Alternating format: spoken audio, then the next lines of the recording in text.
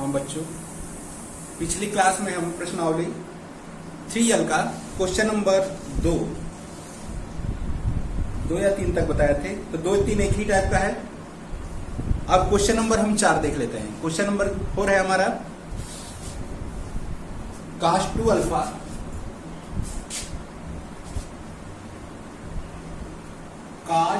Alpha plus cos 2 beta plus cos 2 gamma plus cos 2 alpha plus beta plus gamma equal to में proof करना है 4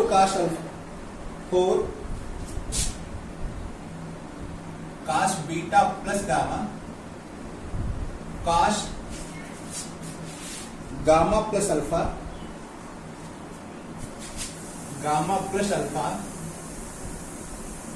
cos alpha plus beta, ये हमें दिखाना है। तो थोड़ा सा हम जान लेते हैं कि cos अल्फा प्लस बीटा, इसमें 3 कोण हैं, अल्फा बीटा गामा। तो तीनों कोणों का योगफल क्या होगा? Alpha plus beta plus gamma बराबर पाई। तो अल्फा प्लस बीटा को हम क्या लिख सकते हैं? cos पाई माइनस गामा भी लिख सकते हैं, या बीटा प्लस गामा को पाई माइनस अल्फा लिख सकते हैं, या गामा प्लस अल्फा को पाई माइनस बीटा भी लिख सकते हैं। अब हम एलएचएस को एक बार हल करते हैं। एलएचएस हमारा है cos 2 alpha cos 2 beta plus cos 2 gamma, cos 2 alpha plus cos 2 beta plus cos 2 gamma और cos 2, और इसका वैल्यू क्या हो जाएगा? पाई। 2 पाई माने 360 अंश, 180 गुणे 2 360 अंश, और cos 360 का मान क्या होता है? 1। ये होता है, इसका वैल्यू क्या हो जाएगा? 1। और यहाँ पर cos c plus cos d का फार्मूला लगाते हैं। तो 2 cos c plus d by 2 alpha plus 2 beta by 2 into cos 2 alpha minus 2 beta by 2, और यहाँ पर cos 2 गामा हम cos 2 गामा सूत्र लिख देते हैं, cos 2 वाला सूत्र से 2 cos स्क्वायर गामा माइनस 1। तो यहाँ पर -1 और +1 खत्म हो जाएगा। 2 cos, यहाँ से 2 कॉमन कटा देंगे तो cos अल्फा प्लस बीटा बचेगा। cos यहाँ पर क्या बचेगा?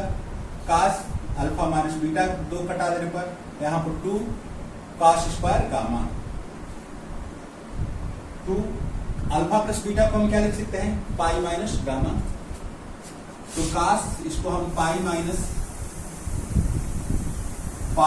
गामा लिख सकते हैं, cos alpha minus beta plus 2 cos square gamma. पाई माइनस गामा को हम माइनस का cos गामा लिख सकते हैं। पाई माइनस थीटा क्या होता है? Minus cos theta.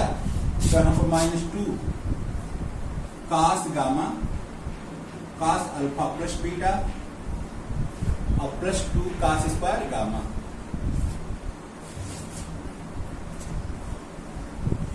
ये माइनस है, इसमें से -2 cos गामा हम कॉमन लेते हैं, 2 cos गामा कॉमन लेते हैं। 2 cos गामा कॉमन ले सकते हैं। तो 2 cos गामा कॉमन हो गया, तो यहाँ पर क्या बचा? Minus cos alpha minus beta, और यहाँ पर एक cos गामा बचा हुआ है।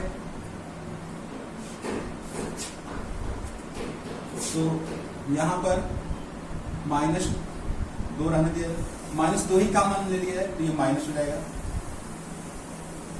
और हम बताएं जैसे ये इसी में यहाँ पर यदि दोनों पक्षों में cos ले लेते हैं तो cos अल्फा प्लस बीटा बराबर cos पाई माइनस गामा हो जाएगा।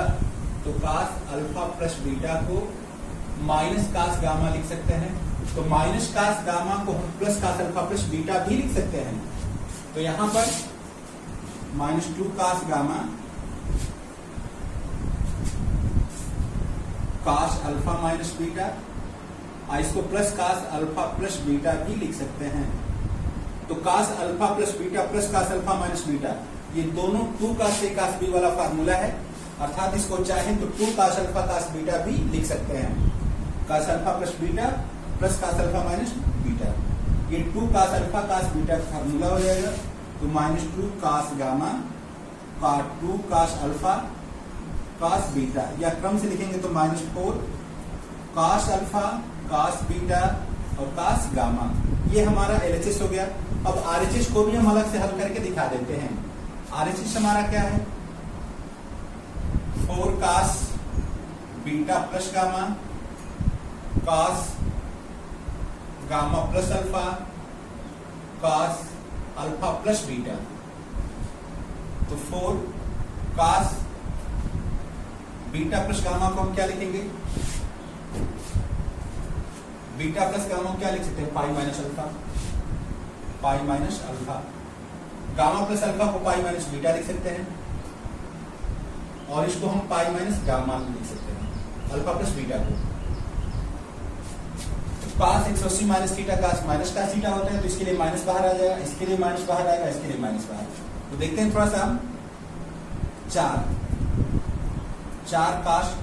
cos पाई माइनस अल्फा है, तो माइनस का अल्फा, तो एक माइनस चिन्ह हम बाहर निकाल देते हैं। ये cos पाई माइनस, तो ये cos अल्फा हो गया। cos पाई माइनस बीटा, तो एक और माइनस निकलेगा, ये cos बीटा हो गया। और ये cos पाई माइनस गामा, तो इसके लिए एक और माइनस निकलेगा। तो तीनों, ये दोनों मिलकर प्लस हो गया और तीसरा मिलकर माइनस हो जाएगा। अर्थात ये तीनों मिलकर क्या हो जाएगा? -4 cos alpha cos beta cos gamma. तो तीनों में से एक माइनस निकलेगा। cos pi minus theta minus cos theta, pi minus beta cos pi minus beta minus cos beta, और cos pi minus alpha minus cos pi minus gamma minus cos gamma. तो तीनों में से माइनस निकलेगा, तो 3 minus मिलकर एक minus हो जाएगा। 4 cos alpha cos beta cos gamma. तो जितना हमारा लेफ्ट हैंड साइड है उतना ही राइट हैंड साइड आ गया। Left hand side equal to right hand side.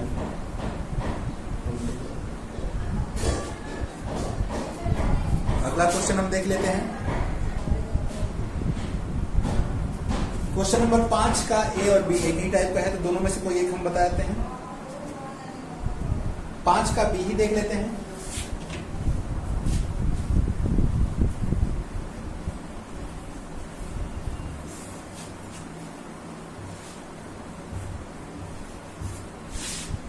पांच का बी है cos A plus cos B plus cos C। 5 का B cos A plus cos B plus cos C equal to 1 plus 4 sine 1 plus 4 sine A by 2 sine B by 2 sine C by 2 sine B by 2 sine C by 2, ये हमें proof करना है। तो देख लेते हैं, थोड़ा सा हम नियम समझ लेते हैं कि त्रिभुज के तीनों कोणों का योगफल क्या होता है? A plus B plus C equal to 180 degree. त्रिभुज के तीनों कोणों का योगफल 180 अंश होता है। हम 2 से भाग देते हैं, यदि 2 से भाग देते हैं, 2 से भाग देने पर तो A by 2 plus B by 2 और प्लस C बाई 2 बराबर 180 डिग्री। इसमें से किसी एक को पक्षांतर कर देते हैं, तो इधर A बाई 2 और प्लस B बाई 2 बराबर क्या बचेगा? इधर 2 से भाग देंगे तो ये 90 हो जाएगा। तो 90 माइनस C बाई 2, या इसको हम चाहें तो A प्लस B बाई 2 बराबर 90 माइनस C बाई 2 भी लिख सकते हैं। दोनों पक्षों में साइन लगा लें, दोनों पक्षों में साइन लेने पर तो sine A plus B by 2 sine 90 plus C by 90 minus C by 2 अर्थात sine A plus B by 2 बराबर 90 के साथ त्रिकोणमितीय अनुपात चेंज हो जाता है, तो साइन बदलकर कास हो जाएगा, और ये पहले चतुर्थांश में ही है तो कास C बाई 2 अर्थात sine A plus B by 2 को हम क्या लिख सकते हैं? Cos C by 2। तो यहां से ये निष्कर्ष निकलता है कि त्रिभुज के तीनों कोणों का योगफल 180 अंश है। यदि उन कोणों को आधा कर दिया जाए, हाफ कर दिया जाए, तो 2 अर्ध कोणों का योगफल, साइन के 2 अर्ध कोणों का योगफल कास के तीसरे अर्ध कोण के बराबर होता है। तो यहां से ये नियम पता चला कि यदि कोण को आधा कर दिया जाए तो साइन के 2 अर्ध कोणों का योगफल कास के तीसरे अर्ध कोण के बराबर होता है। इसी प्रकार चाहें तो हम ये भी लिख सकते हैं कि sine b plus C by two बराबर कॉस ए बाई टू और sine c plus A by two बराबर c plus A by two बराबर कॉस b बाई टू। और इसी तरह यदि हम दोनों पक्ष में काश लगाते हैं तो cos a plus B by two बराबर cos 90 minus C by two या cos a plus B by two बराबर साइन सी बाई टू। इसमें भी ये भी नियम हो गया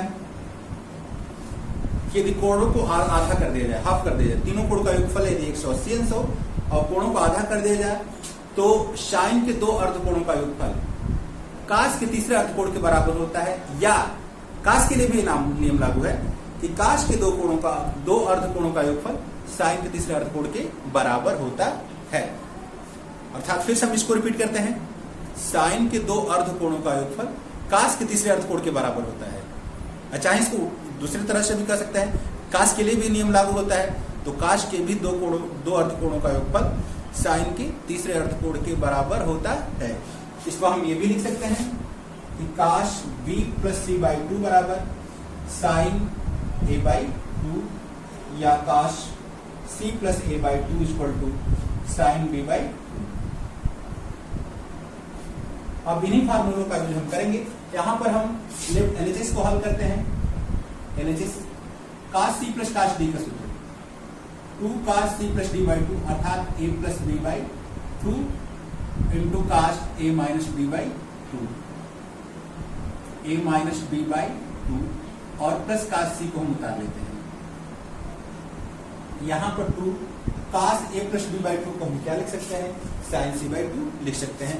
तो यहां पर लिखेंगे साइन c बाई टू और काश a minus b by two और इस काश c है, सॉरी ये यहां पर हम c बाई टू लिख देते हैं, काश c है, काश c का साइन वाला सूत्र लिख देते हैं 1 minus 2 sine square c by to,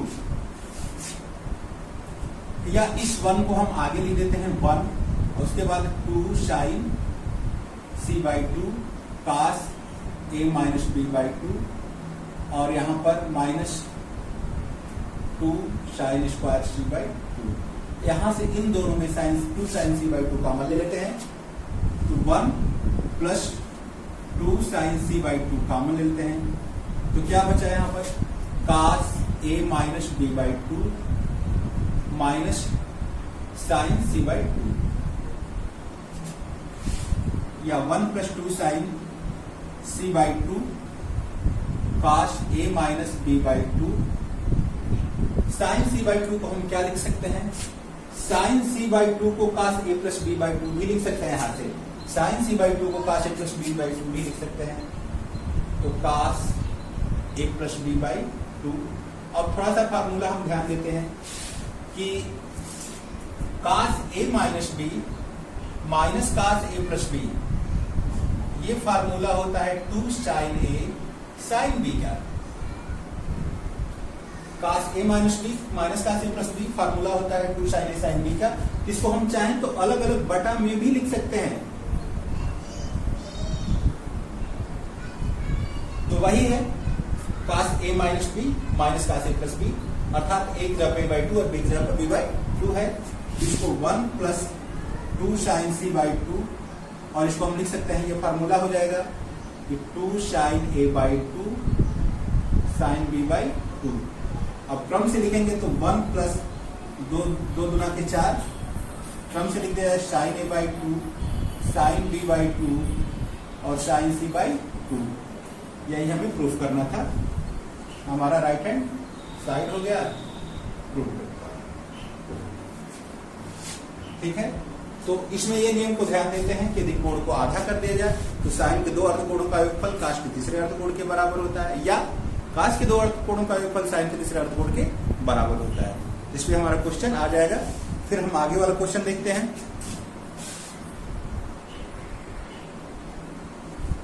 question number 6 देख लेते हैं।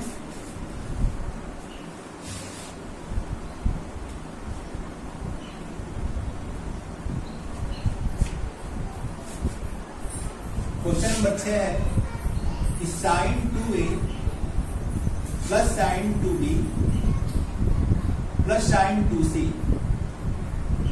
अपान sine a plus sine b plus sine c equal to 8 sine a by 2 sine b by 2 sine c by 2। 8 sine a by 2 sine b by 2 और sine c by 2। तो ये जो formula हम बताए हैं इसका प्रयोग हमें करना है। अब इसको हम मिटा कर बताते हैं।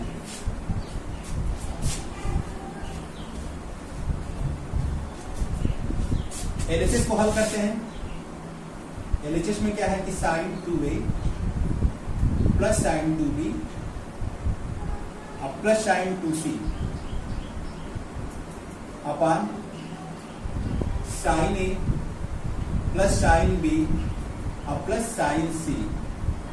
तो हम इसको पीछे हल कराकर दिखा चुके हैं। अंश में जो है अंश और हर को अलग अलग हल करते हैं। अंश को हम ये होता है कि sine 2a plus sine 2b plus sine 2c sine 2c इसका मान होता है 4 sine a sine b sine c। इसको क्वेश्चन नंबर 2 में हम हल कराए हैं। Sine 2a plus sine 2b plus sine 2c का मान होता है 4 sine a sine b sine c। Question number 2 में हल कराया गया है। तो इसका हल आप लोग क्वेश्चन नंबर 2 में देख लेंगे। अब नीचे वाला पार्ट बच गया हमारा हर का। हर वाला पार्ट है, हर वाला पार्ट को हम देख लेते हैं। यहाँ पर sine a plus sine b plus sine c इसको देख लेते हैं। यदि इसको देख लेते हैं तो हमारा क्वेश्चन नंबर 7 भी हो जाएगा। क्वेश्चन नंबर 7 यही है। इसको हम बताते हैं, इसको हल करके दिखाते हैं हम। यहाँ पर sine c plus sine d का सूत्र लगाते हैं। तो 2 sine c plus d by 2 अर्थात a plus b by 2 into cos a minus b by 2। अब प्लस साइन c का सूत्र लिख देते हैं 2 sine c by 2 cos c by 2। आधा कोण वाला सूत्र, हाफ कोण वाला सूत्र लगाते हैं। अब 2 साइन के दो अर्ध कोणों का योगफल, इसको हम कास का तीसरा कोण भी लिख सकते हैं cos c by 2 cos a minus b by 2 काट लेते हैं जो कहते हैं। अब plus 2 sine c by 2 cos c by 2। अब इन दोनों में 2 कास c बाई 2 कॉमन ले लेते हैं। तो 2 कास c बाई 2 कॉमन ले लिया जाएगा तो बचेगा कास a माइनस b बाई 2 और प्लस 2 साइन 2 तो कॉमन हो गया sine c by 2 cos c by 2 cos a minus b by 2। आप इसको हम चाहें तो cos a plus b by 2 भी लिख सकते हैं। अभी बताया है इसको कास के दो अर्धकोण का योगफल साइन का तीसरा अर्धकोण या साइन का तीसरा अर्धकोण कास के दो अर्धकोण के योगफल के बराबर। तो ये फार्मूला हो जाएगा 2 कास a कास b का। 2 कास a कास b में क्या होता है कि cos a plus b plus cos a minus b बराबर 2 कास a कास b। तो एक जगह a बाई 2 b बाई 2 है, बस a बाई 2 और b बाई 2 लिखेंगे। इसको अलग अलग बटा में लिख सकते हैं। इसको अलग अलग चाहें तो बटा में लिखेंगे तो a बाई 2 b बाई 2 और a बाई 2 और b बाई 2 भी लिख सकते हैं।